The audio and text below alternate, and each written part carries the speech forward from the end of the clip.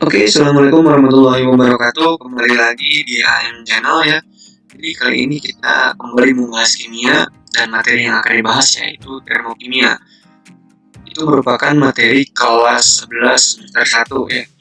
Namun sebelum melangkah ke materinya, alangkah lebih baiknya untuk yang belum subscribe tolong di subscribe ya. Dan nyalakan lonceng notifikasinya agar kalian mendapatkan informasi terbaru mengenai AM Channel. Dan kemudian jangan lupa like dan share videonya agar yang lain merasakan manfaat dari video ini. Oke, kalau misalnya sudah, saya ucapkan terima kasih. Kalau misalnya belum, ayo subscribe. Oke, langsung saja ke materinya. Dimana termokimia ini yang akan kita bahas itu meliputi kompetensinya, entah itu standar kompetensi atau kompetensi dasar. Kemudian tentunya kita akan membahas materinya ya. Kemudian di sini masuk ke kompetensinya, di mana yang pertama itu adalah standar kompetensi. Nah, setelah kalian melihat video ini, belajar melalui video ini, kalian diharapkan untuk memahami perubahan energi dalam reaksi kimia.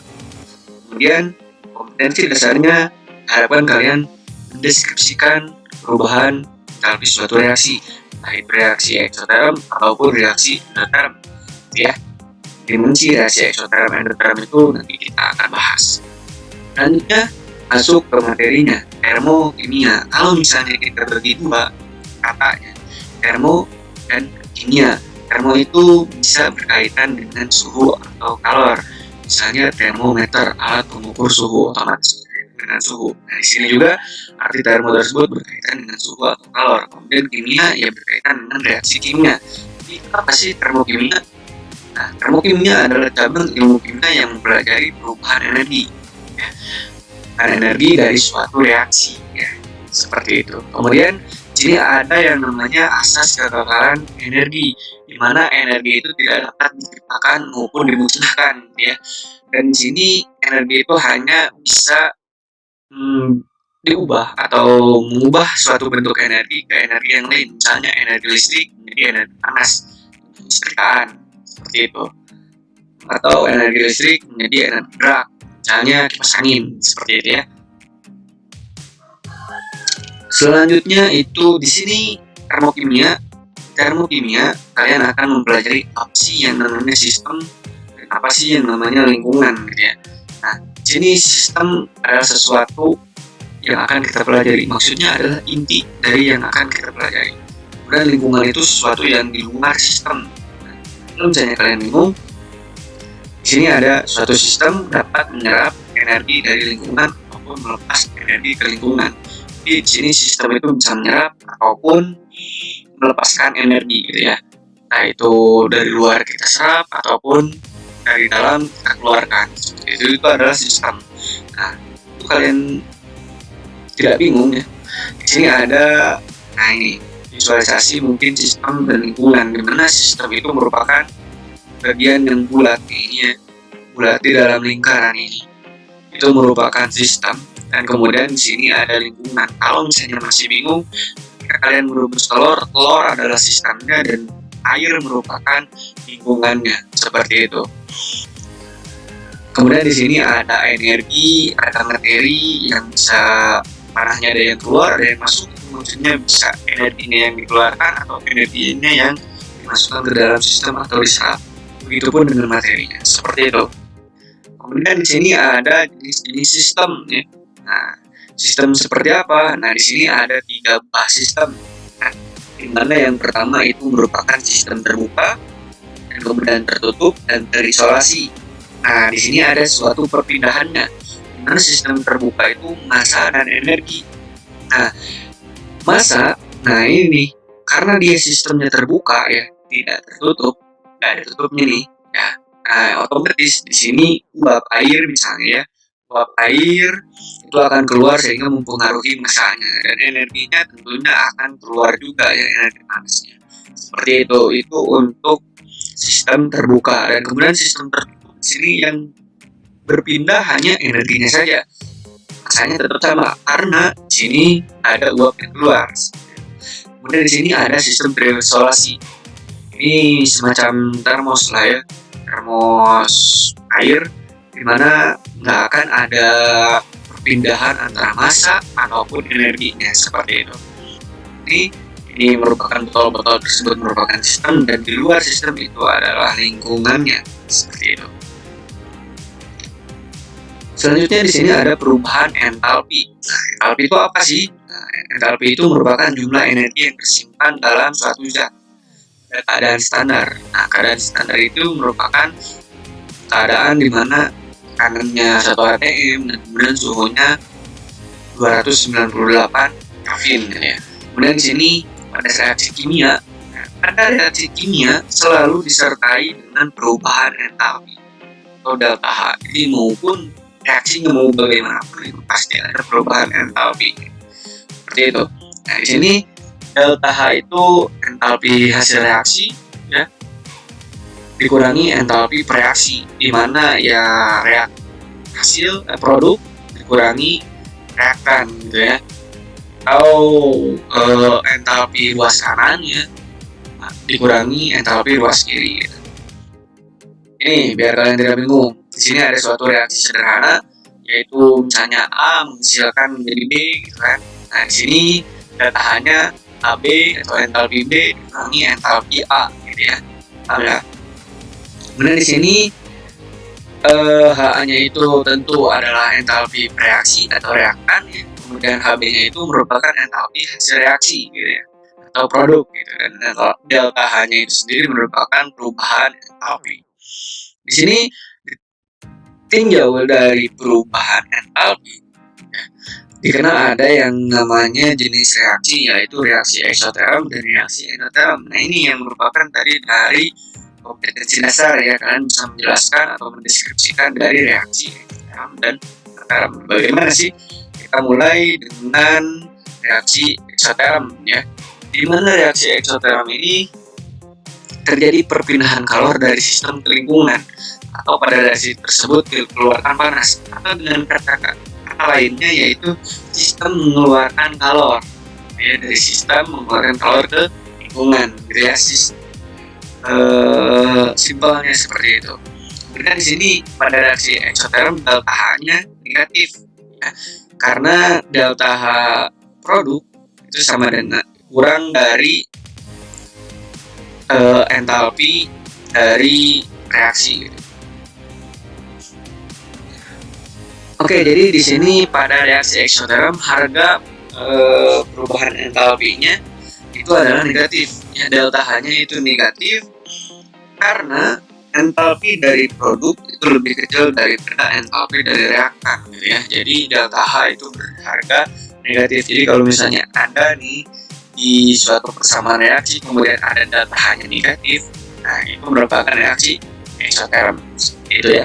Kemudian di sini contoh dari eksoterm itu adalah kayu yang dibakar, di mana panas dari kayu itu dikeluarkan gitu ya, dikeluarkan. Nah, contoh lainnya adalah yang berkaitan dengan pembakaran kayak lilin, arang dan lain sebagainya gitu ya. Itu contoh dari eksoterm.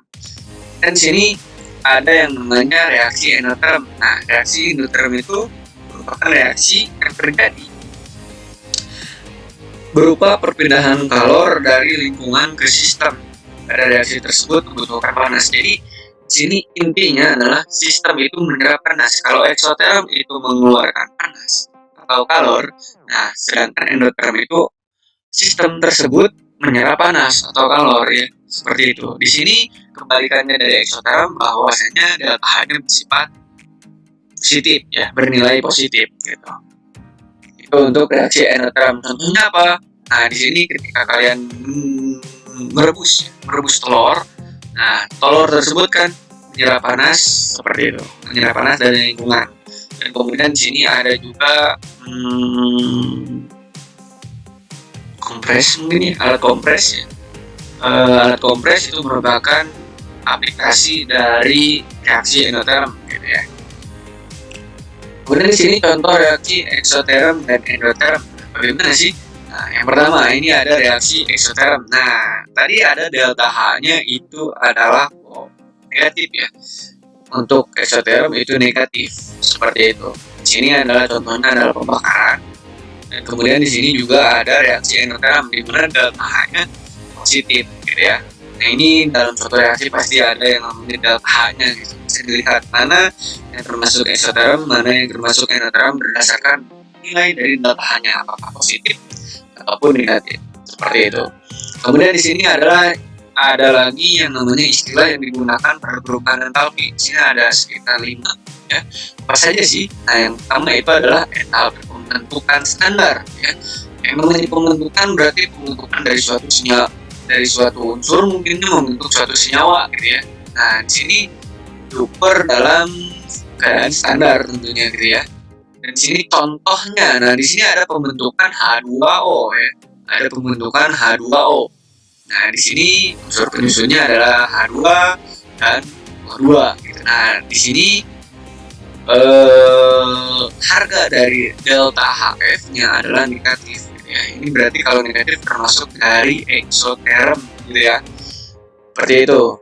Dan kemudian di sini yang kedua itu ada entalpi penguraian. Nah, entalpi penguraian ini kalau misalnya tadi sebelumnya adalah pembentukan, kalau ini udah terbentuk nih tapi diuraikan ya. Kebalikannya dari entalpi pembentukan gitu ya. Nah, contohnya adalah penguraian dari H2O menjadi unsur-unsur penyusunnya, dan di sini delta H-nya menjadi positif. Seperti itu. Jadi ketika kalian melihat suatu reaksi ya yang asalnya negatif, ketika kalian reaksinya dibalikan misalnya seperti tadi pembentukan H2O di penguraian H2O dibalikan reaksinya yang asalnya di produk menjadi reaktan gitu kan, itu entalpinya tinggal diganti plus minusnya saja. Kalau misalnya sebelumnya min berarti diganti menjadi plus, kalau sebelumnya plus berarti diganti dengan min, seperti itu ya. Kemudian di sini ada entalpi pembakaran standar ya. Di sini yang namanya pembakaran itu pasti identik dengan oksigen ya. Berarti di dalam suatu reaksinya pasti ada oksigennya, seperti itu. Dan di sini contoh dari entalpi pembentukan standarnya bisa dilihat adalah pembakaran dari metana ya, gas metan, kemudian menghasilkan CO2 dan H2O, dan di sini reaksinya termasuk eksoterm ya, karena yang dibakar otomatis mengeluarkan panas, mengeluarkan kalor gitu ya, eksoterm. Delta Hc-nya bernilai negatif. Itu. Kemudian di sini ada entalpi reaksi. Nah, jadi di sini persamaan reaksi di mana zat-zat yang terdapat dalam persamaan reaksi dinyatakan dalam satuan mol, dan koefisiennya persamaan tersebut bersifat bulat dan sederhana. Di sini bisa dilihat lah koefisiennya itu tidak ada yang setengah dan lain sebagainya, itu bulat dan sederhana gitu ya. Di sini entalpi reaksi tersebut bersifat negatif gitu ya.